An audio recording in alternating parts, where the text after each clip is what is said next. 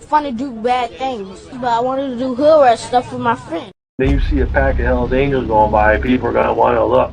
Next thing you know, cars, because they're just staring at us and not paying attention to stop traffic. If you wanted to break the law on an everyday norm, you should have joined the street gang. That's what they're known for. That's what they do. You're not allowed to steal cars on my block. We steal those cars. I mean, it was so bad by us in Vegas. I was in the pool swimming, and the guys came back. Hey, Pee-wee, the cops are here. They want to talk to you. I said, well, go talk to them. Find out what they want. And they came back. They go, they want to talk to you. Typically, if you leave the club, if you haven't been in for 10 years, you're automatically out back. Got put out in 2006, back in 2007, wound up going into Cannon 2011. Came out of there, I had 4.5 years to walk off with zero support from that club.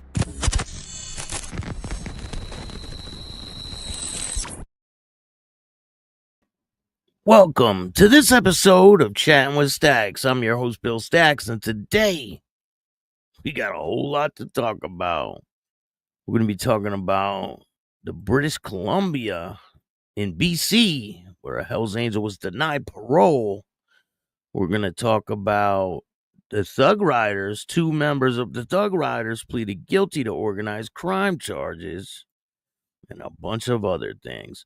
Before we get started, make sure you hit the like button, subscribe, hit the notification bell so you could get my videos every time they drop. Tell a friend to tell a friend. Tell your mother's, brother's, sister's friend about Chatting with Stacks, the dopest motorcycle content on YouTube. I appreciate all you guys taking the time to watch this show. We got some great subscribers. I really appreciate you. Lindsay, how are you? Thank you for joining me this morning. Or this afternoon. TNT, what's good? Jaman, how are you? Proof, what's going on? Jimmy, shout out to you. Path Killer, what's good? So I'm going to give you guys a little update on the video from yesterday, too. I've been getting a lot of messages, some not so good, but I'm going to let you guys know what's going on. Mick, what's up? How are you? I appreciate all you guys. Thank you for joining me. So, we got tons of stories to talk about today. Where do we start? We'll talk about a quick motorcycle crash that occurred. This is in Lancaster County. 1 man is dead in Lancaster County. Dennis Kemrick Jr., 52, of Columbia, was pronounced dead at the scene of a crash that occurred at the 400 block of S. Chick Road in East Hempfield Township, Lancaster County, PA. A Columbia man was dead after his motorcycle crashed in Lancaster County Tuesday night, authorities said Wednesday. Dennis Kemrick Jr., 52, died of his injuries sustained in the crash, which occurred shortly after 9 p.m. on the 400 block of South Ketch Road, according to East Hempfield Township Police. Lancaster Coroner's Office. Arriving emergency personnel found the man dead at the scene. Preliminary investigation determined the motorcycle was traveling east when he lost control while navigating a curve and crashed. Lancaster coroner said Wednesday that he died of multiple blunt force trauma and ruled the manner of death accidental. The crash is under investigation. I mean, I can sit here all day long and talk about all of these motorcycle crashes that happen all over the country. You got to be aware of your surroundings. If you're riding a bike, don't overdo it. Don't think that you can, if you don't have the skills to be riding like that, then don't do it.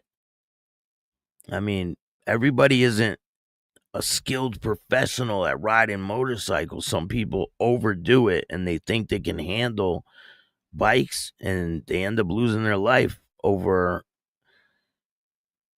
I think, their skill set is not there, maybe, you know? If you can't handle a bike, don't push it. So today we're talking about the BC Hells Angel that was denied parole. So he was smuggling, he was a smuggler. A BC Hells Angel caught smuggling cocaine and methamphetamines into Canada has been denied parole, in part because of his continued association with the biker gang from behind bars. Damn. So they denied his parole because he has association with a motorcycle club. Jason Arkinstall of the Mission City Hells Angels chapter told two parole board members that it wasn't his fault that there was so many other bikers in his institution. When asked about recent parole hearing, about his continued negative association, Arkinstall said it wasn't his decision to place 6 members of the same OMG outlaw motorcycle gang in the prison. The board ruling denied his parole. They said the 51-year-old Hells Angel told the board that since being denied day parole in July of 2024, he had made the concerted effort to avoid OMG members, although he added it was difficult because you are in prison. What are you supposed to do? They're in prison with you. You're supposed to ignore people? The parole board members noted that he remains a member of the Hells Angels, referred to only in a ruling as OMGs in a generality, whatever the hell that means. And they reference an instant where Arkinstall was avoiding and trying to have a party in a gym with other OMG members in federal institution, which isn't named in a document. At your hearing, you claimed that there are no institutional rules against this, which to some extent misses the point about concerns about your continued association with those avoided with security threat groups, the ruling said. So how the hell is he supposed to avoid these people? I mean, he's locked up in the same prison with them. When you were asked this question about your association, the board found you minimized and have limited the insight into the risk related with aspects of such association. Arkinstall was sentenced to 6 years and 3 months in prison in October 2022 after he tried to bring 60 kilograms of meth and 118 kilograms of cocaine into the BC from Idaho on October 23rd, 2020. The U.S. border agents spotted Arkinstall and a friend near the border with 5 duffel bags full of the drugs. The 2 men fled but were later arrested on the Canadian side of the border. He pleaded guilty in September of 2021 to importing illicit substance. So 2021, it's 2005. It's 2025, so he doesn't have that much more time left, right? He got 6 years. But damn, they're going a little hard on him if he's in prison with people who are members of the same motorcycle club and they're denying him parole because he's associating with them in prison. That's just stupid. I mean, it makes no sense. The lawyer also suggests concerns regarding negative association and subculture involvement are vague. Your lawyer submit you do not present an undue risk to society, and your release will contribute to the protection of society and facilitate your reintegration, the parole board said. The two parole board members asked Arkinstall about his 2013 arrest in Spain. They reported he and a fellow BC Hells Angel, Chad Wilson, were arrested after they tried to smuggle half a ton of cocaine into the country aboard a boat that had sailed from Colombia. Both later pleaded guilty to a lesser charge and were sent back to Canada. Wilson was shot to death under the Golden Ears Bridge in 2018. You denied that the offense for which you were arrested were related to the OMG. Mackenzie and Hunt, parole board members, noted you said that you have been involved in the OMG for 17 years and that you enjoyed the activities you engaged with the club members. It's a motorcycle club. What do they think they do? He said that they had no involvement with why he got arrested. So what, they can't just take that for what it's worth? It's a motorcycle club. It's not a criminal organization. These people are so dumb. They don't get it.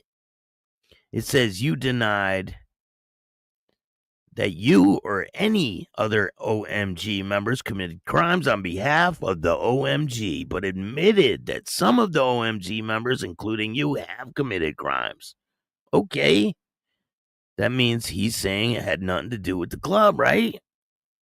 It says that you insisted that the criminal activity was conducted by the person at the individual level and not on behalf or profit of the motorcycle club.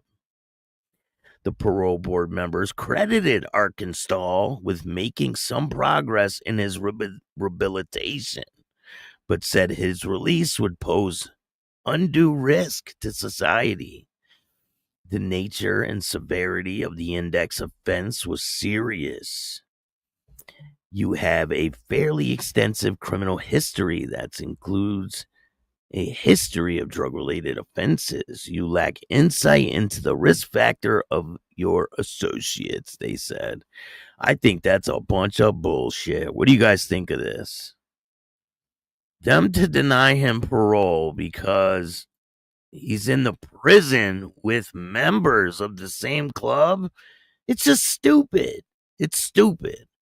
And this is one of the reasons why I even do this show, is to show you guys that these guys are just guys in a motorcycle club. It's not a criminal organization like the media tries to paint. It's not. If people get caught up with some crimes here and there, it has nothing to do with the motorcycle club as a whole. They're not directed by the club to do this type of stuff. Maybe there's certain clubs that get involved with things, but it's not the whole group as a whole. So if you're a member of a church, right, and you get arrested and you're dealing with the pastor, right? Say you're getting involved with criminal activity with the pastor. Does that mean the church is a criminal organization? That's the way they're trying to paint the narrative, and it's not the case. It's a church. Just like the motorcycle club is a motorcycle club. They can't make it something it's not. Maybe some members act like they're in gangs or they commit crimes and get in trouble, but that's not the whole club. It's not the whole. People are losing that because of the media's portrayal on these motorcycle clubs. And it's crazy. I don't get it. I mean, this dude gets denied parole because he's in prison with club members that they put in prison. I just don't understand. But anyway, let me check some of these comments. Hey, Mr. Cool, what's going on? Naomi. Chris, what's going on? Mick.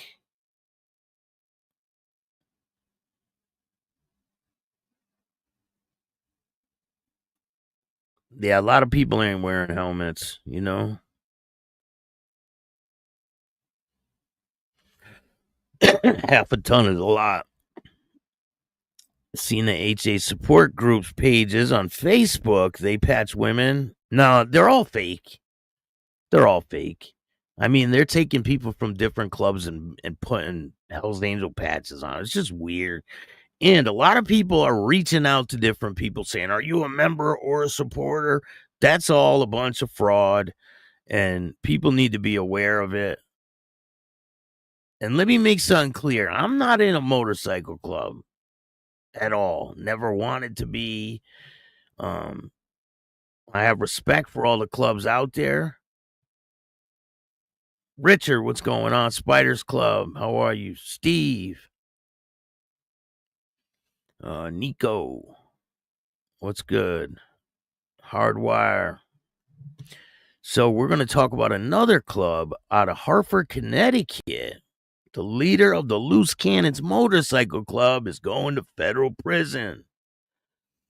Motorcycle club leader from Hartford is sent to prison for dealing drugs, the Fed said. Hartford, Connecticut, a 33-year-old Hartford man will spend the next few years behind bars for trafficking narcotics. David Sullivan, the U.S. Attorney for Connecticut, said Monday that Joshua Roman, 33, of Hartford, was sentenced by U.S. District Court in Bridgeport to 6 years of imprisonment, followed by 4 years of supervised release. So basically, you got 10 years for trafficking fentanyl and cocaine, according to court documents and statements made in court. In July of 2022, the Drug Enforcement Administration's Hartford Task Force began investigating a large-scale drug trafficking organization distributing kilogram quantities of fentanyl and cocaine in Connecticut. Sullivan said the investigation included court-authorized wiretaps, physical electronic surveillance, controlled purchases of narcotics, and other investigative techniques. He said a wiretap revealed Roman, the president of the Loose Cannons Motorcycle Club, was attempting to broker transactions of kilogram quantities of fentanyl. The investigation further revealed Roman and his associates were receiving shipments of fentanyl and cocaine for distribution in the Hartford area, according to authorities. On May 18, 2023, investigators made a controlled purchase of approximately 100 grams of fentanyl from Roman, Sullivan said.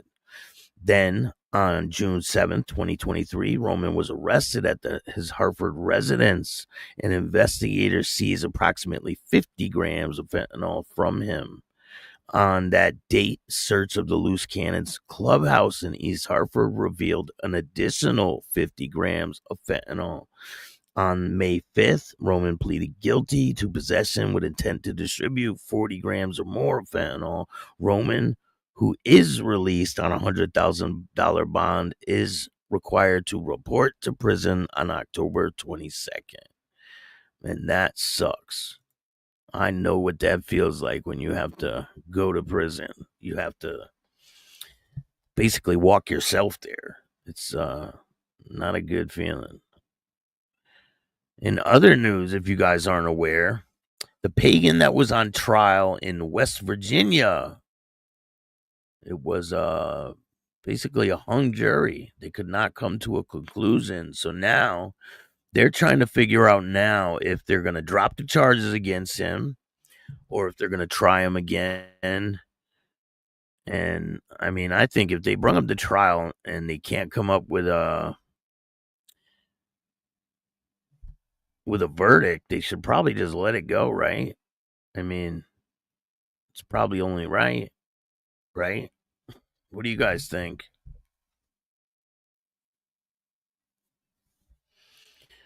I mean, he goes to trial for it. The jury was deadlocked. We'll talk about this real quick. Jury deadlocked in the murder trial for the last Pagan Motorcycle Club member charged in the 2022 shooting, Fairmont, West Virginia. No verdict has been reached in the murder trial for Pagan Motorcycle Club member Ryan Lane, who was charged in the 2022 shooting death of Henry Silver in Marion County. After 9 days, the jury was given the case Friday afternoon and deliberated throughout the day on Friday. After deliberating more than 6 hours Tuesday following Labor Day weekend, the jury was deadlocked and the judge declared a mistrial. Lane, who is the president of the National Pagans Motorcycle Club, is the last of 6 local Pagans Motorcycle Club members who were charged with the murder in the case of Silver's death. It got to go to trial. Silver was shot and killed by a group of masked men in Carolina, West Virginia in September 2022. Lane was charged in 2024 after testimony during the first murder trial in the case for John Wolfe.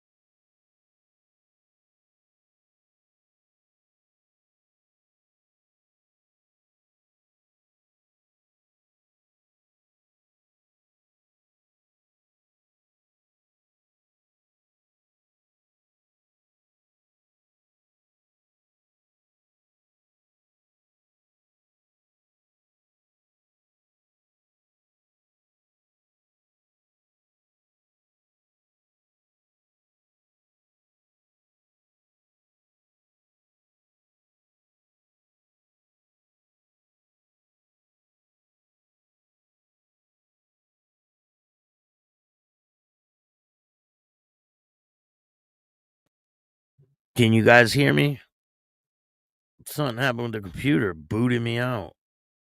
That's crazy. Can you guys hear me now? How long was I gone for? Yeah, booted me out for some reason. How much of that did you guys hear?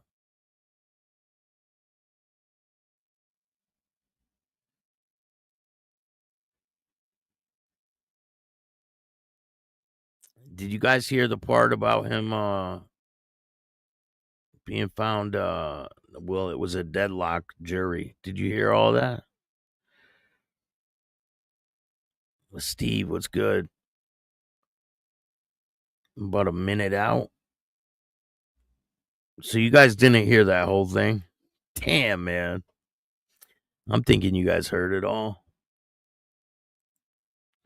So basically, it was a hung jury. Deadlock jury means that the jury, which was comprised of 8 men and 8 women in the case, was unable to reach a unanimous decision. This means that Lane has neither been convicted or acquitted in the case. Moving forward, the Marion County Prosecutor's Office will either retry the case, negotiate a plea deal, or dismiss the charges. And I think if he holds out, they will probably dismiss the charge. But you never know, you know. They could try to try him again. Basically, he was found. It was a deadlock decision. They couldn't make a decision on it. So, in other news, 2 members of the Thug Riders have pled guilty. 2 more members of the Thug Riders gang seek to enter guilty pleas on organized crime charges. Dayton, Ohio. 2 more members of a violent motorcycle gang arrested as part of a federal organized crime investigation are seeking to admit their guilt to charges. Justin Baker, known as Wild Boy in the Thug Riders motorcycle gang, it says here, it's a club, filed an intent to enter a guilty plea to the charges of conspiracy to commit violent crime and aid of racketeering, according to federal court documents. Baker's change of plea recommended to be accepted and now awaits full approval by the district court judge. Baker was one of 2 members of the gang who was released from federal custody the day after the arrest on June 2024. Additionally, lawyers for Cody Hughes, known as Tater, filed a motion for a change in plea earlier this month, according to court records. A hearing on Hughes' plea agreement has not been scheduled and has not yet been recommended for approval, according to court documents. Baker and Hughes would be the 3rd and 4th members of originally 14 arrested and charged in June 2024 as part of a federal organized crime investigation into the motorcycle gang. Michael Seth Henry, known as Brutal, pleaded guilty earlier this year and was sentenced to 30 months in prison. Matthew Hawkins, known as Hawk, also pleaded guilty earlier this year, and his sentence date has not been scheduled. So, people are pleading guilty. And they're the only 2 people that were released from custody, I believe, right after their arrest. But the feds, when they make a case, it's a lot different than the state, because the state will just arrest you, right? You'll commit a crime, they'll arrest you, put you in jail, and then they'll work on putting the case together. They'll get the police report and all this shit, right? But the feds, you'll commit the crime, you'll be out and living your life, and the feds will be putting the case together. So that's the difference. When the feds come and indict people, they already have the case wrapped with a bow on it. So a lot of times people cannot beat federal charges. It's hard to beat federal charges. 98% conviction rate in the feds. So it's very unlikely that you would beat federal charges unless you really didn't do it, you know? But crazier things have happened. I mean, people do beat Fed cases, but who knows?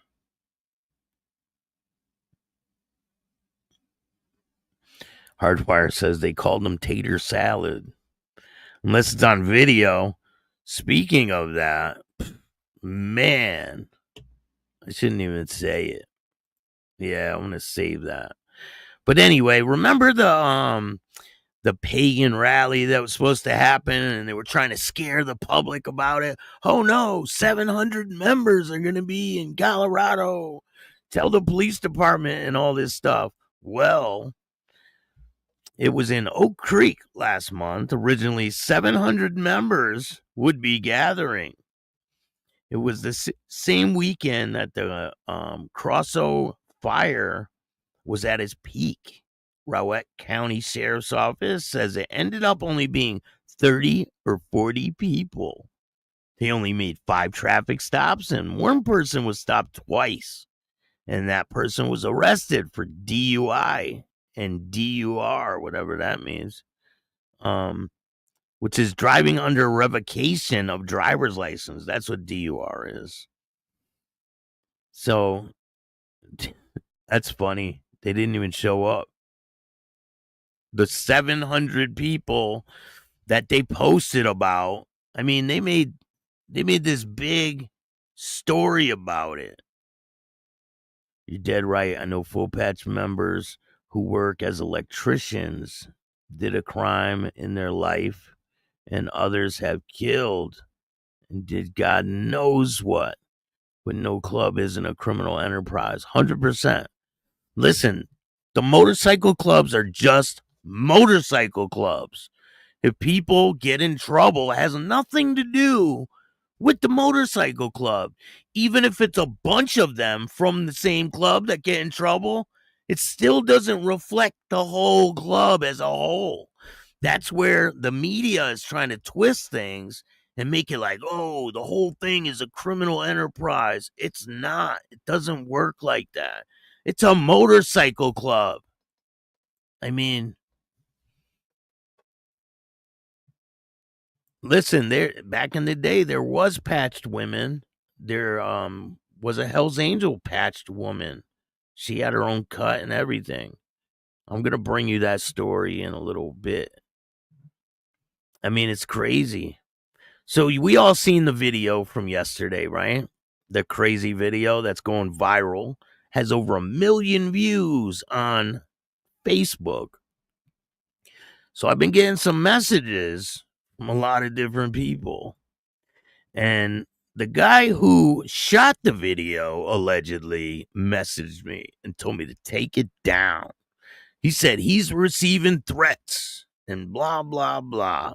Listen, I didn't take the video. I gave responsibility. I gave a shout out to who did take the video, and now he wants to take it back. I didn't make you pull your phone out and take that video, you know? So I just report on what happens.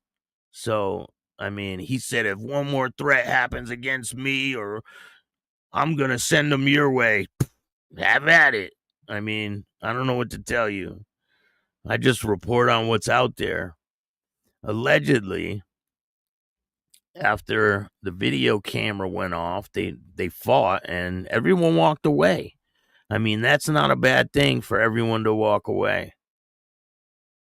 But I have no doings in the whole situation. And then he tried to say, you stole my intellectual property. Let me give you a little word of advice. Once you post something on the internet, you don't own it. It is called fair use. That means other people can post it or have narration over it, and you don't own it. It's not your intellectual property. You need to do some research because definitely doesn't work like that. Once you put it on the internet, it's fair use for pretty much anyone to use.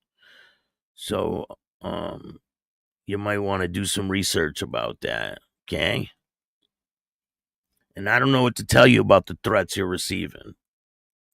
I mean, you'll get used to it. I did. You know what I'm saying? Women get a patch property of, even though it technically belongs to the member. Basically, it belongs to the club, right? Because if that member gets out of the club, that patch goes back to the club. Everything belongs to the club. Basically. Sounds like some more stupidity from Canada and its broken system. Hey, Doug, how you doing? I'm doing great. Things are good. I'm going to be doing a show about the Twin Outlaw Brotherhood. You guys don't want to miss that. I'll probably do it around 3. Oh, yeah. We're going to talk about the Twin Outlaw Brotherhood posing with the cops that saved their life in Sturgis. That should be a good one, and I got something special planned for you guys. So you don't want to miss that one. And I got some new videos dropping. Mike Ball tonight. Part 4, I think it is. Yeah, part 4 is tonight. You don't want to miss that one. And I got Lou Balistreri, I think it is. His name is. He's a former NYPD cop and a former detective. And he tells me some wild stories. You want to check that out. This is Lou Balistreri, Louie B. And I'm here on TV chatting with Stacks.